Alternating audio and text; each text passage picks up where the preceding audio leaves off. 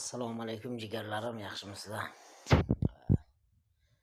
Bir o'sha Amerika, Eron, Izrail urushini bir sizlarga o'zimni fikrim, o'zimni bilimimdan kelib ikki og'iz shu video qilib qo'ymoqchiman. Shu video qoladi, kanalimga tashlab qo'yaman. 4 oy 5 oydan keyin bu videoni haqligini ko'rasizlar.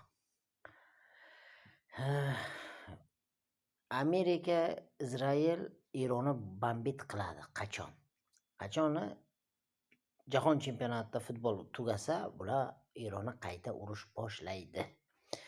Qayta urush boshlanadi. Bular yahudlar, yevreylar endi kelib aytsak, bular hammasi planda bor. Lekin bular katta pul, futboldan tushgan katta pulni bular urushga tiqadi. Ikkinchi jahon urushi bo'ladi. Uchinchi jahon. Ana o'shanda Eronni bular yutsa, Ukrainadagi urush tinchidi. Agar Eron bularni yutsa, Ukraina tinchidi. Sababini bilasanmi uchun? Agar Eron yutsa, Amerikani ham, Izrailni ham bombit qilsa, yahudlar Ukrainaga keladi, hammasi ko'chib keladi. Chunki u yerda arablar ham bosh ko'taradi. Chunki arab sheyxlari, karollar bor-ku, ular hammasi yahudlarni malaklari, ko'rmurutlar bor, hammasi yahudlarning malagi. Tushundingizmi? Xalq arablar ham bosh ko'targandan keyin u yerda yashab bo'lmaydi. Yahudlar hammasi Ukrainaga qochib keladi.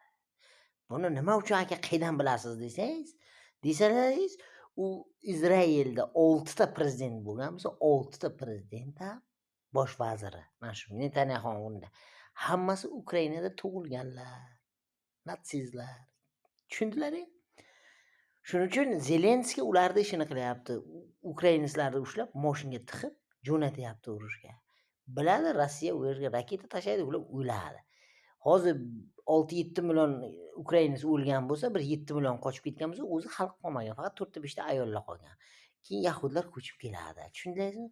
Plan shuni yozib qo'yilgan.